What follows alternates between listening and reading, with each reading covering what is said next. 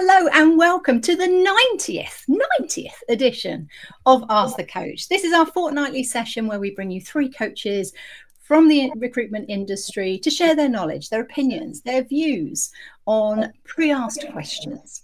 So we ask the coaches to bring a question with them that they're getting asked all the time.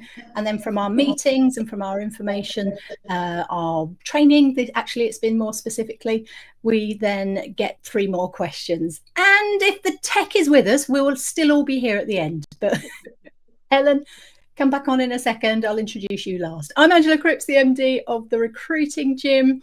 So let's find out a little bit more about our coaches. Renu, let's come to you first because actually you had the tech issues last time. Yes, it's Helen's turn this week. So I'm Renuka Gundala. I recruit HR leaders for charity sector and also B Corp certified organizations with a focus on diversity and neuro inclusion. You have said that a few times. That was so slick. I'm really impressed. Renuka is also part of the Recruiting Gym team. She's part of our coaching team there, and her and I are working on some competency-based interviewing training for a very large corporation at the moment. So that's great getting to work with you on that. We've got our newbie, Andi Louw, if you'd like to introduce yourself. Hi, my name is Andi. I work as an IT and digital specialist at Drake International. And basically what I focus on is I represent and advocate for women in the tech field. And yeah, that's what I do. I love the fact that you're saying advocate in there as well. We're getting more and more. I have to mention it because I must admit it made me smile last night that the UK has gone into meltdown yesterday because the Chief of Staff is getting paid more than the Prime Minister, and she's a woman. And I think that was the thing that irked them the most. And it's like, yes, finally, the pay gap has flipped the other way for some reason. But actually, it's normal. It's not like it's a major thing. They normally get paid more than them. But yeah, let's all advocate for women getting paid more than men just for a little while, because we are a little bit behind. That will help to bring it up. Okay, I'm not going to introduce Helen. I'm going to let her do it when she comes back on to make sure that we get it right, because again, she's doing fabulous stuff for female leaders and specifically recruitment companies that are looking to grow, so sort of 5 or less people looking to go through that growth spurt. She does a lot of work with them, so we'll let her do a little more detail on that. Hopefully she'll be back with the questions. Actually, she's third, so we've got a bit of time, everyone, in case she comes through. I can see, she's put on there, keeps throwing me out, can you still see me? We can't, unfortunately. So I would suggest, if you can hear us, Helen, check your Chrome. It's had an update this week. Sometimes Crowdcast and Chrome don't like each other. So if you want to do a Chrome update, just do that and then come out and go back in again. Fingers crossed, you'll be ready for your question. So let's go to the first one. We're picking it up with Renu, first of all. So let's focus you. And yeah, this question, certainly with the recruitment and the hiring, we've been getting this coming up more and more. But can you help us attract a more diverse range of candidates or provide CVs to enhance the diversity of our shortlist? So what would be your answer here, Renu? That's such an important question, and I have come across this quite a bit in the last 6 months at least. So it's good to hear that lots of organizations' focus now is to recruit more diversely. So sounds like a genuine request, and I have a lot of respect for those organizations who are looking to do things differently and improve diversity in these organizations. So that question has two parts, isn't it? So organizations who are looking to recruit more diversely, and the second part of that question is, could you provide us CVs to enhance the diversity of our shortlist? So this second part sometimes could cause some challenges and end up making the recruitment process an unfair process, actually. And I'm going to share some of my experiences, bring those experiences into that, and be as brief as I can be as well. So recently I've had this request where this organization suddenly, well, not suddenly, but after advertising, realized that they don't have a really good diversity in their shortlist, and they said, we could do with more female applicants, as this is a senior leadership role, and there's nothing wrong with doing that analysis and understanding, what is lacking in our diversity. It's perfect. However, it's the approach that sat a little uncomfortable with me, which is, do you have some CVs of female applicants that you could send us by next week? And just not being open to having a conversation about, what have they done to remove barriers, what has gone wrong, how are they attracting female talent currently, or how are they inclusively recruiting currently? So those conversations really help us to work. I'm sure you'll agree with me, or you can disagree as well and share your thoughts. Is that these conversations help us to be our clients' strategic partners, isn't it? Rather than just telling us, just help us land a couple of CVs in our inboxes. That's just not the way I like to work with. So that just made me feel uncomfortable. And also it is making me a recruiter that may that others may see me as somebody who's not recruiting fairly as well, isn't it? And it's about your personal values as well, and it just didn't sit right with me. So I thought, just share this experience out there, and also understand from your own experiences whether you're finding that as well. Wonderful. Yes. Sorry, I'm a little bit distracted there. Lloyd's saying he's getting it's very broken up. So if other people that are there, if you could let us know if it's broken up for you. If not, we're on LinkedIn Live, we're on YouTube Live, we're on Facebook Live. You could go and have a look for those as well. Lloyd, it might be fine. Oh, there we go. Vanessa's saying it's fine. Phew, for those. And hopefully Helen will be back again soon. So back to your point, Renu. Certainly, it's a good thing that companies want the diversity. They're just not necessarily doing it in quite the right way. And we're now seeing more and more information and posts coming out about positive discrimination, and we're getting not necessarily the balance. So from your point of view then, what sort of a best practice way of going about it instead? I think it's just being more open to having that conversations with recruiters, taking their insights and feedback into account and working together. And even if it has to be an approach where the recruitment process has to start again, to help both organization and recruiters work together as real partners to recruit more diversely. I think that is what an organization needs to be open to, not just kind of ringing few recruiters saying somebody's is going to send us candidates from global majority or some female candidate CVs.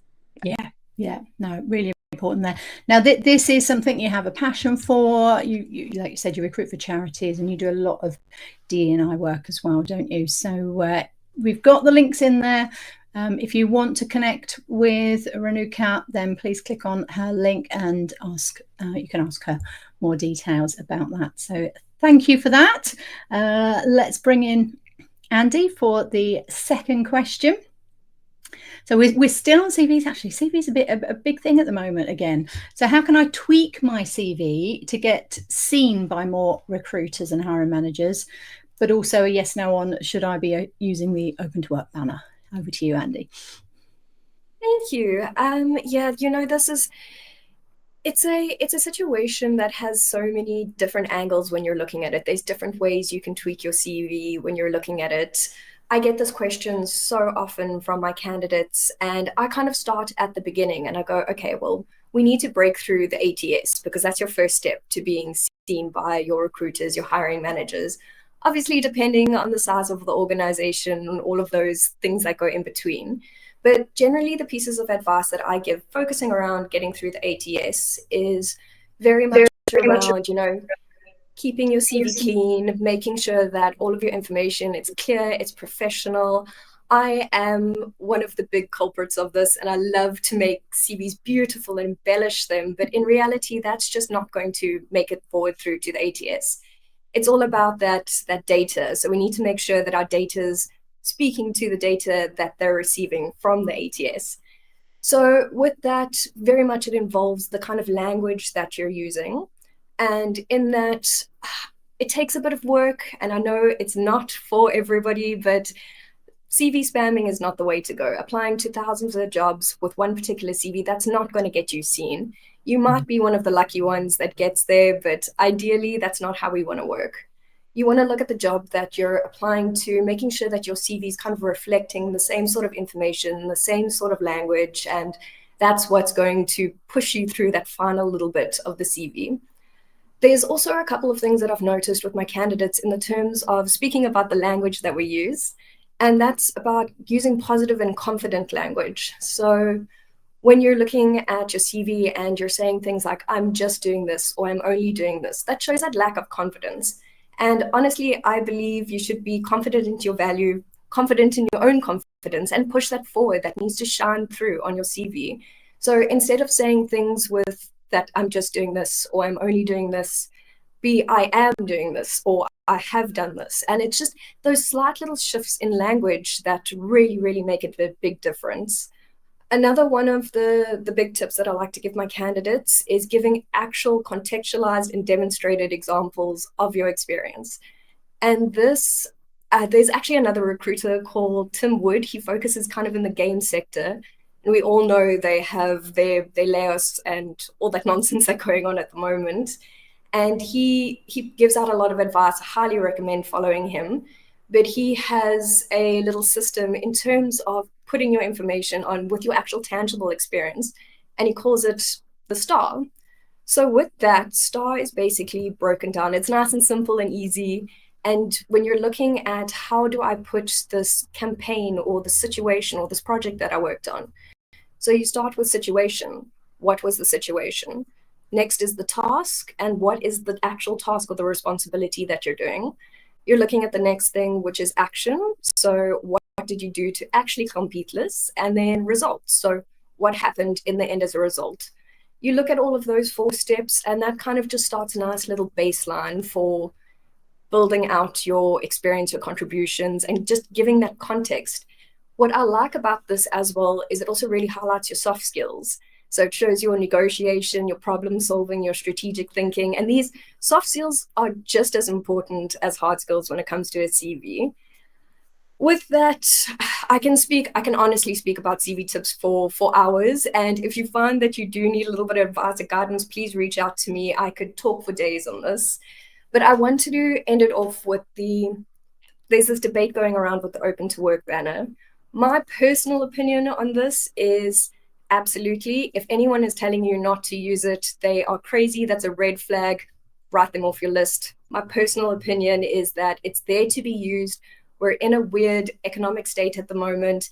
You need to be advertising that you are open to the market. It helps recruiters, it helps hiring managers, and there are absolutely no downfalls and disadvantages to it. So go ahead, fly your Open to Work banner high and be proud of it. And ending it off, it's just, if you feel like you're struggling, if you need that bit of extra guidance, that's why we are here as recruiters. Just reach out, ask to help.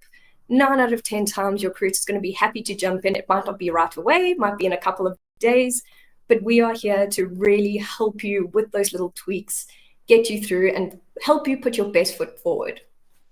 I love that. So certainly from a recruiter's point of view, yeah, we want you to put your best foot forward, don't we? And actually I've had 2 conversations this week with candidates that want help with their CV. So I'll maybe passing them over to you to help with that. The STAR method, it's a great way of giving yourself a structure, isn't it? To be able to share that information. And actually, we've been talking about it, Renu and I, this week, and it's part of the training that we're looking at with their hiring managers. Although they are being told to look out for those sort of pre-planned answers, but if there are things that they've done, it's all about the probing questions and asking more information about it, so it makes it easy for both sides to be able to do that. Thank you for that. I'm loving the accent as well. I didn't really pick up on it that much until before. So whereabouts are you from, Andi? From and based in South Africa. And whereabouts? A tiny little town called Port Elizabeth, right on the southern little tip. What's really weird is I've been there. Oh, amazing. I did a trek from Durban all the way down to the bottom, and we stayed in is it a rondel? What's it, like on the coast, like a round hut. I think it was called a rondel. Oh, and we went through lovely. That's amazing. All the way there. Yeah, fabulous place. Oh, well, there you go. It's always a small world, isn't it? Brilliant. And Helen is back. Yay. She made it. If you want to unmute yourself, Helen, I don't know if we're going to get a little bit of echo because you're using a different account, aren't you? But we're going to give it a go. So we've got question 3 for you, but if you want to do a little intro on yourself as well beforehand, let's take that mute off for you. There we go. Hopefully that'll work. I was definitely having a blonde moment this morning. Yeah, my name's Helen. My business is Hyper Consulting, the home for female recruitment founders. So I help women thrive in their businesses to drive more revenue, but most of all, find more time and more efficiency in their business, predominantly solopreneurs up to sub 5 employees. Fantastic. Wonderful. So let's get your input then with regards to, and this was a question that came up this week, when would be a good time for a HR team or hiring managers to utilize the services of a recruitment company? We know they don't want to use us all the time, but there are certain things that they realize actually we're better at it. So if you could share your views on that, that would be great. Love this question. And I'm going to base it on a company that we used to work with in my last recruitment business. It's a brilliant example because it covers many of the reasons why internally you'd want to use a recruitment partner. We actually hired 220 people for this company over a course of 5 years. So bringing it to life, they were in an SME. They had about 100 staff. They just received private equity investment, so they were going on a significant growth journey. So that's one of the key, that is a really key reason. If you're looking to do high volume recruitment, go on a growth journey, private equity or investments, great time to build a partnership with a recruiter. They were actually what I call geographically challenged. So they were in an area in North Devon, where it's a bit disparate in terms of talent pool, and therefore they needed to reach out further. They had talent gaps in a lot of their teams because they were going to grow. They had this kind of massive gap between, I don't want to say junior, but kind of lower level staff members and perhaps a manager or even director, and they still need someone in between. So they weren't going to sort of catch up quickly enough to hire with the growth, and perhaps some of the managers weren't well equipped yet to go up to the next level either. They were also looking for specialist skills, so they were looking for quite a lot of digital staff, a lot of tech staff. So that's another great reason, looking for specialists, experience in particular industry or sector. They didn't have the expertise in-house to hire senior talent. That's another reason. And some of the hires were confidential. Another great reason to work with a headhunter. And they had this kind of fluctuation in the volume of their vacancies as well. So you may not want to hire someone, or it might be, up and down. They wanted a recruiter as well that was sort of tapped into the market, and they had that kind of wider database and the knowledge out there in the market. So actually, I think that succinctly covers a lot of the reasons why you'd enlist a recruitment partner, in terms of time efficiency, effectiveness, and having someone in your pocket really, to help you in that sort of fluctuation situation. Yeah, that they were all key points that they came up with when we had the discussion around this question. And what they didn't appreciate was that confidentiality piece, and how it can be so helpful to have someone that's not internal involved in that process. But they were very keen on very straight with the time, and they realized we can do it so much quicker and probably better because of our network and being tapped into that market as well. Just to pick up, there's been quite a few comments over on LinkedIn, and Andy, you've set people off on the CV element over there. Colin Rawlinson was saying, and why are people not talking about it? It's customize your CV. It's simple. So thank you for inputting that. And Lloyd is sharing where he lives. And he's right. He's put, let me just highlight this. He's put, let's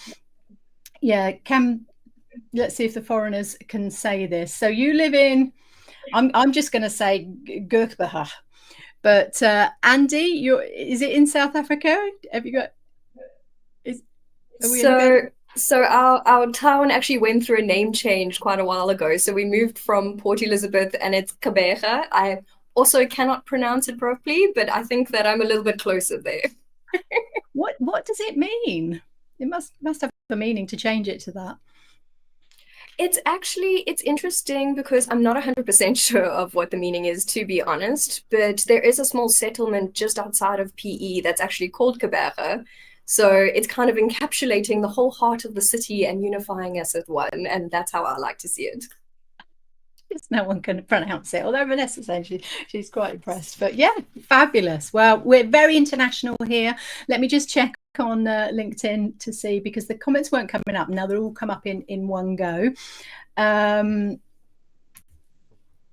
Let's have a look. I'd like to connect with people who understand the importance of pitching transferable skills.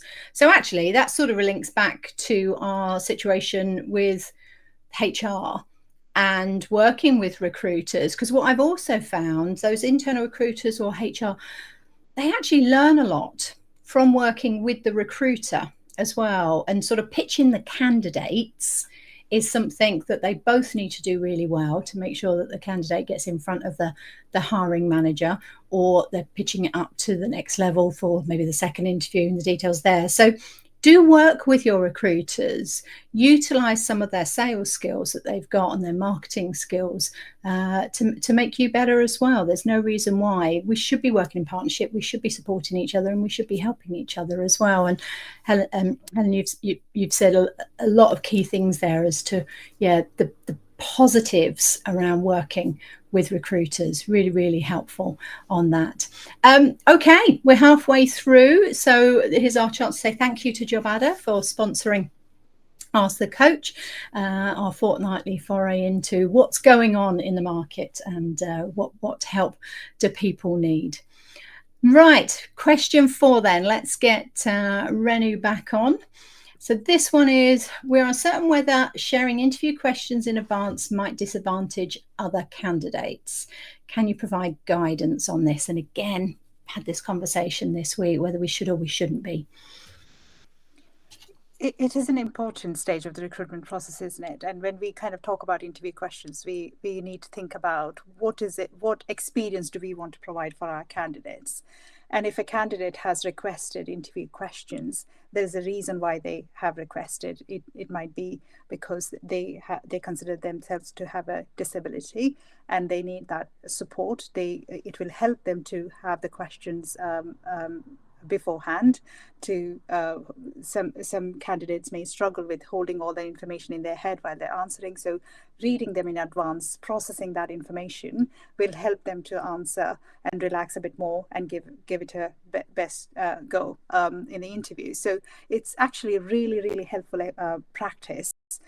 So my view is that we should all be sharing interview questions, and if we are not at a stage where you're feeling comfortable sharing interview questions, we need to definitely, as a mandatory practice, to highlight the areas that we will be covering in the interviews, at least to tell them what it entails, etc., so to help them prepare better. So whilst there are some disadvantages of that everybody talks about sharing interview questions, the important aspect of that question is, are we disadvantaging other candidates by sharing interview questions with one candidate? So I've come across this analogy somewhere, but I can't remember where, but I use this in my training course all the time, which is, if somebody needs to use glasses to be able to see clearer, better, do we expect other people who don't need glasses to wear glasses? We don't. So this is exactly the same. If you're helping someone to do well in the recruitment process by sharing interview questions, you're not disadvantaging other candidates. So that is my opinion. So I'd stop there. Yes, and I know you're quite passionate about this, so it will be a discussion that probably runs on from here, because surely if you're sharing them with one candidate, you should be sharing them with all, would be my opinion. So it is about the adjustments as well. For example, if we kind of translate that to a wider accommodation piece, which is if a candidate is requesting, let's say, an extra time for a test, and are we putting other candidates at a disadvantage? So to address that concern, I would say, no, you're not. However, in terms of interview questions, do share questions. I think it's best practice. A lot of organizations like John Lewis Partnerships, they have started sharing interview questions. They even publish interview questions on their careers pages. So it's a great practice. The process of finding the right candidate relies heavily on the skill of the interviewers. Don't forget that. So I would say every recruiter should feel comfortable sharing interview questions with every candidate. It doesn't disadvantage other candidates if you share with one, but every candidate is what I would suggest. Yeah, because actually now I'm going to disagree with myself in the fact that, with regards to adding extra time, no, you wouldn't do that with every candidate, because it's a little bit of a minefield. And I must admit, when you were talking there, a lot of the time you can preempt based on the job role, knowing the type of questions that they're going to ask anyway. And I suddenly had a smile because I thought of Donald Trump saying she had the questions beforehand. Kamala had the questions beforehand just because she gave great answers. And actually, no, you can pretty much anticipate what those questions were going to be. And she planned for it. That's just what coherent answers sound like. So yeah, it's a fascinating subject, and we would never have even considered it probably 10 plus years ago. So the fact that this is now becoming the norm, like you say, John Lewis Partnerships are doing that, it's great. It's definitely opening up and giving a more diverse group of candidates an opportunity to bring from there. We have had an answer on the details. I think it was a little more detailed over on LinkedIn. So let me just get it from there. Oh, I've got to pronounce it again now, and I probably won't be able to. Gurpoha was chosen because it's the name that was previously used for the Barkans River. I probably said that wrong as well now. That flows through the city. So it was originally the river's name, and then they've taken that back from there. Thank you, Niven Batchelor. Really helpful on there. Wonderful. Okay. I'm learning so much today. That's the thing with Ask a Coach. I'm always learning so much. Right. Question 5 then. Oh, we're whizzing today. So let's get Andi back on if you would like to unmute yourself. Okay, we still have a pay gap relating to women and men doing the same job, unless you're the Prime Minister. What are practical steps for us to take as recruiters to make a difference to close it? Over to you, Andi. So this is interesting, and again, like with everything, it's such a complex thing that's happening. I feel like we are moving in a positive direction in terms of where we're going. Over the last year, the gap report has begged to differ, but I am ever the optimist, and I do see that we're moving in the right direction. But I wanted to kind of kick this off because it kind of shows a difference in mindset in terms of the pay gap that we have at the moment. And there was a study that was recently done. It was Nina Raziel, who's she's the assistant professor at MIT and an executive director at LSE's, I think it's called the Hub for Equal Representation. So what she did was she worked with the hiring teams at hired.com. And what was interesting is that also to keep in mind that this is a platform that's kind of focused a lot more towards software engineers and software devs, so more in the engineering field. We already know there's a big gap between women and men in that at the moment. I think it's sitting at about 70-30%. But they introduced in about 2018 a little text block that, in addition with your CV or your information, it allowed you to put in your desired salary. So they found that over the last couple of years, they looked at the stats, and women were asking for, on the lower brackets of the salaries, 3% less than what men were asking for. And as that kind of snowballs into the higher brackets of salaries, it ended up being between 6 and 8%. So it's a huge difference. And that's not in terms of what the companies are offering, what the hiring managers are pitching. That's what women are asking for, and the companies are giving them. So it's this interesting little mind shift to be, well, is one of the issues that women are just asking for lower salaries. So to counteract this, which is where the research paper comes in, I think it was late last year, they introduced a prompt into the text box. So when you're putting in your desired salary, it will spit out a median for what the market related value is of what you should be asking. And what they found, which is really great, is that men and women were both gravitating towards that medium. Now that they had the information, the suggested data, they were going for the same kind of bracket of salary. And that's interesting because it shows that it's a mind shift. It's not an intentional thing, at least in this case, in this study. It's not intentional, but it's all about how we're viewing our value and our worth. So what this boils down to is it kind of takes away that shift that women are looking for less pay in an environment because they put a lot more value on the external. So flexibility, remote work, hybrid, all of those little benefits that come with it, and shows when given the information and the data that they are asking for exactly the same salary that men are asking for. So that comes down to information and education. And with us as recruiters, that's where we can really stand in, because we are the ones that inform our candidates. Our candidates learn so much through us while we're guiding them, while we're coaching them, while we're interviewing them. And we need to be the ones giving that information. We're informed with what the market value is at the moment. We need to be relaying that. And the same goes for our clients and our customers. If they are working off the same data that they've been working off for the last 10 years, it's going to be wrong. It's outdated. And we need to be the ones guiding and consulting. And we actually had just a quick story time, a situation recently with one of our clients. They were looking for an executive position. When we approached them, we said, this is not within the market value. So we did benchmarking, we did the research, we came back with all the data, didn't even argue with us, went forward with our suggestion because they knew we were the experts. And we need to leverage that expertise, and it needs to come through in the voice of the candidate and of the client. So yeah, I thought it was a little bit of an interesting research. It is still in revision stage, so we're still getting there, but it just shows that it's sometimes not from one angle where we're having the issues, that sometimes it's this cultural and mindset that needs to change.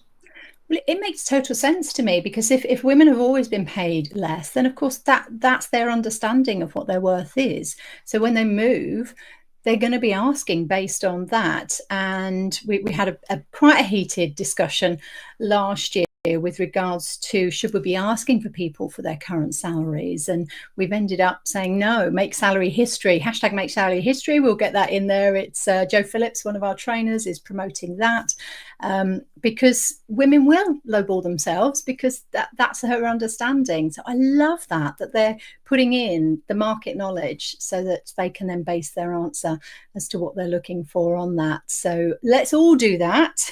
Let's hope we can move that gap a little bit closer, quicker than that. I think it's 123 years we're on target for women to actually catch up with men if we carry on the rate that we're at. That's just ridiculous, isn't it? So things like this will make a huge difference, and we can definitely make a change there. So thank you for that. Thank you for your research and your very succinct answer as well as to what we can do about that. So love that. Brilliant.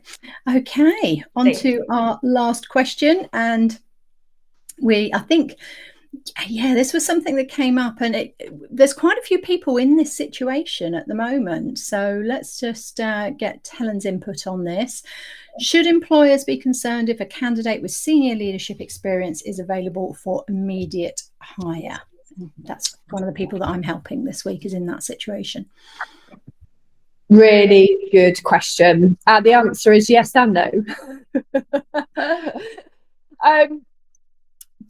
For the past few years, there has been more of a pattern post-COVID for people taking time out and having had that kind of taken stock. and finishing that last role without, you know, a job to go to. And I've certainly seen it myself in the sort of senior space. The reasons can be, you know, really diverse. So, you know, I think don't be concerned if it's 6 months to a year. There's a really valid reason for it. You know, a lot of the time someone's been involved in a company sale and, you know, they've kind of bust a gut in that sort of situation, decided to take a break. They've done well financially. They're taking a year out to spend with family. They haven't kind of done that. Or, you know, they've come to the end of a sort of equity cycle, and, you know, they don't want to go through another one. They've done the last 4 years, blood, sweat and tears. Right, I've done all right. I'm gonna step out and wait for the next big project, and that might be that I go and do an MBA. You know, I go and do a management buy-in or buy-out, etc. And that's not going to happen overnight. They're not going to find their next position overnight in that situation. I have seen a lot of people that are burnt out, especially women actually, that have kind of got to sort of like almost breaking point or beyond breaking points in a burnout situation, and just decided to leave without a job to go to, which is worrying. And I think, you know, again, sort of talk about salaries for females and things like that. More women than ever are setting up their own business. You know, that's going on a big increase every single year. But you know, guys as well, the kind of burnout scenario. I've also seen, you know, the sort of like 2 year, bridging that kind of 2 year, heading towards that. I've done 2 years with this business. Actually, do I want to then get into more of a tied in contract, or again the next equity cycle, or do I want to kind of dip out? Maybe this company doesn't fit with where I want to go. Don't really like the leadership team, don't gel with them, that type of thing. So I think those are all really valid reasons. The areas for concern, I would say, is a year or more. Sorry for anyone who's decided to take a year or a year and a half or 2 years out, or taking a motorhome to Europe or something like that. They might have a really good reason, and they've got a really good story about that year, so that would be fine. Story. Yeah. You know, they didn't get on with the leadership team. You know, that's one to really delve into. You know, has this happened before? Have the clashes happened before? Is there something about this person? And I would say if they've done it more than once in, you know, a 3 or 4 year period, that's also a bit of a red flag. So I think it's really down to sort of vetting them well, doing as many interview stages as necessary, meeting as many of the senior leadership team as possible, and other staff within the business. You know, there is a bit of instinctual here as well. You know, getting those kind of softer references and referrals to kind of make it as watertight as it can be.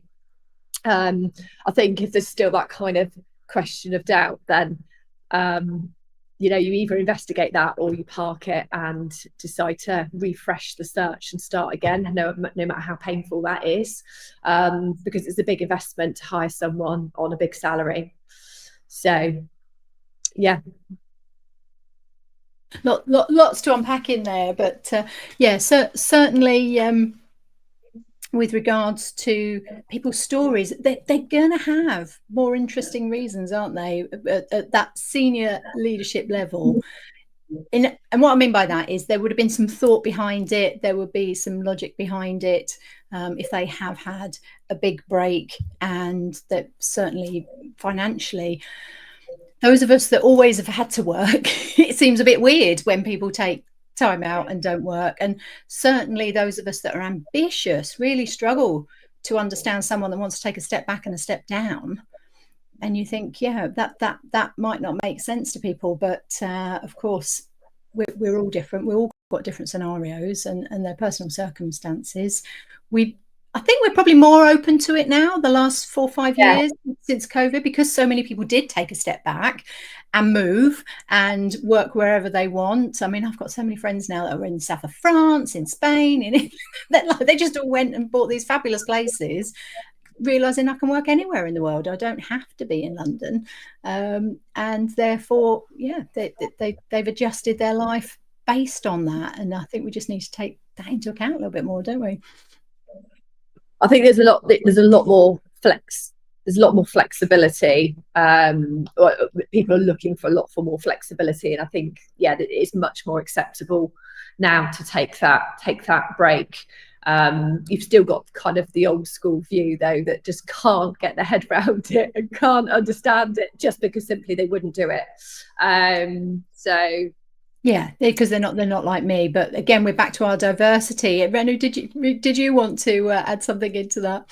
Yeah, I was exactly going to touch on that point about diversity, Angela. It's just not making those assumptions, which could lead to biases, and could take away a really talented leader from the process. So I think it's just taking a step back, we as recruiters, and helping employers understand that this person had this reason, that's why they took that gap. I think a lot of the times when I have worked within the charity sectors, I've been very fortunate enough where these smaller organizations have seen me as their trusted partner and kind of relied on my input, my insights about these candidates, why they have taken a break or something like that. And given these candidates an opportunity for an interview. So I think we as recruiters can play a really big role in helping these candidates get back into employment if they've had that break. But I agree with everything that Helen was saying.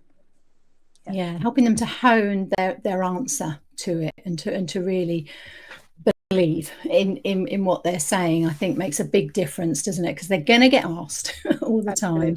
Yeah. And therefore, if we make the I can see you nodding there, Andy. I'm going to bring everyone back on now. So was there anything you would like to add to that for the people that you're recruiting? I absolutely agree. And I'm very much reflecting off what Renu says. It's all about going into it with the benefit of the doubt, asking the questions, investigating, finding out, and then obviously moving forward from there. Because over the last few years, the world has just been weird. So you could have any number of reasons why there would be a gap in your CV. So I think it's all about giving that benefit of the doubt and then approaching it that way. And then just being really grateful if you're managing to get a really senior person that does want to do that. There's two from there. Oh, I've noticed that our note is still on there, and now I don't know how to get it off again. But there we go. Let's get from those. Brilliant. Okay, and look at that. We did it with 2 minutes to go, so we've done really well there. Thank you for that. Really helpful information, details. With each of these, we download them, we put them into the course. If you're on Crowdcast here, click the green button at the bottom. You'll get access to the 90 sessions, of which pretty much there's always been 6 questions that we've utilised. So 90 times 6, oh dear, 540 questions potentially in there that can help you and develop you from experts, from people that know they've got a lot of experience in this industry. So please do feel free to reach out to each of the coaches as well. If you want to carry on with a topic a little bit more, you want to find a bit more about what they do, then do click and connect with them. I did also put your Tim Wood in there as well, Andy, in the comments for him. So he might be getting people clicking on him going, where the hell is this lot coming from? There we go. Some free advertising for him. Exactly. Anything in the games market then for you to pick up from there. Right. Okay. Just to say, I've added the Make Salary History petition link as well. Please feel free to click on that. Yes. If you could click on that and sign the petition, that would be fantastic. The more we can do with that, we're going to close that gap quicker than 123 years. That'd be a great way to finish. Brilliant. Thank you, ladies. Thank you so much for your input. We're back next week with 2 webinars, actually. They're available to you. We've got Job Adders training session on building pipelines on Thursday with Chris South from New Zealand. He'll be dialing in from New Zealand as a guest. And we've got Justin Hillier from Recruiter Insider sessions on the Wednesday, which is all around performance management. So if either of those are a topic that you're interested in, I'll get those links in there for you, but you'll find them here on Crowdcast under the Recruiting Gym. So click subscribe on our name and you'll get notified whenever we go live.